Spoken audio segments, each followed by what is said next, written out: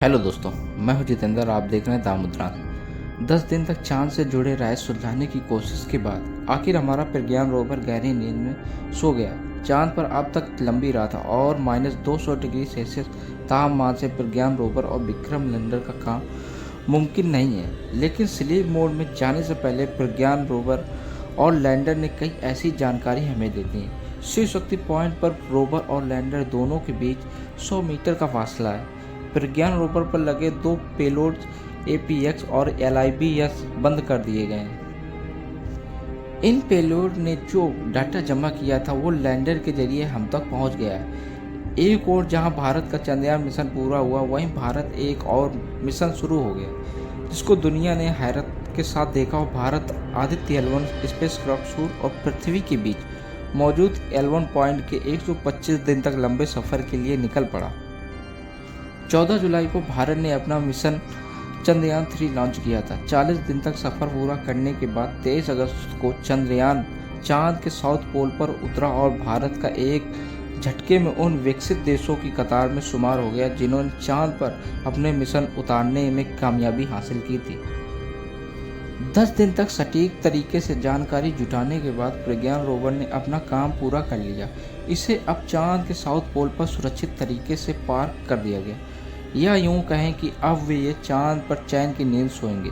इसको sleep mode में set किया गया है। शिव शक्ति पॉइंट का प्रज्ञान रोवर पर लगे दोनों पेलोड्स APX और LIBS बंद कर दिए गए। इन पेलोड ने जो डाटा जमा किया है वो लैंडर के जरिए पृथ्वी तक पहुंच गया है। 22 सितंबर को चांद पर फिर होगा सूर्योदय। इसकी बैटरी अभी भी पूरी तरह चार्ज है। ये भी मुमकिन है कि एक बार फिर ये अपना काम करना शुरू कर देगा।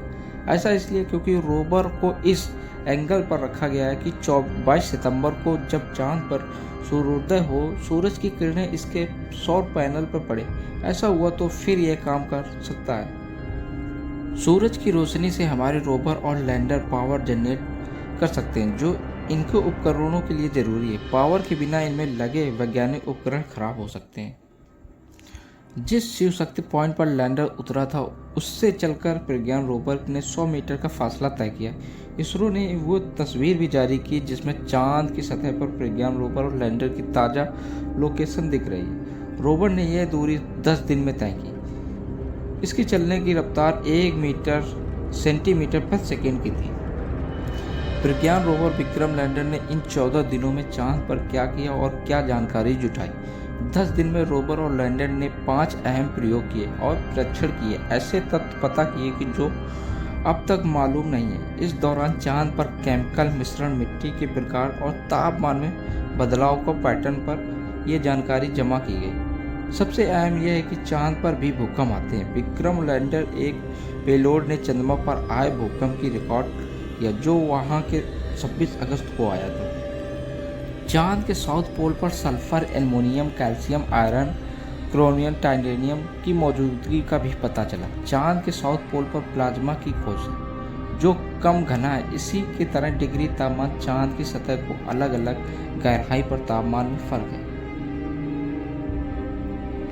लैंडर और रोवर पर लगे उपकरण फ्रीज हो सकते हैं। चांद पर फिलहाल रात है जो धरती के 14 दिन के बराबर होगी। यहाँ पारा -200 डिग्री सेल्सियस तक जा सकता है। इससे लैंडर और रोवर पर लगे उपकरण फ्रीज हो सकते हैं। जब चांद पर सूर्योदय हो सकता है कि ये रोवर और लैंडर फिर से काम करना स्टार्ट करें। लेकिन अगर ऐसा नहीं हुआ तो चांद पर ये हमेशा के लिए भारत के खूबसूरत तस्वीर के रूप में मौजूद रहेंगे।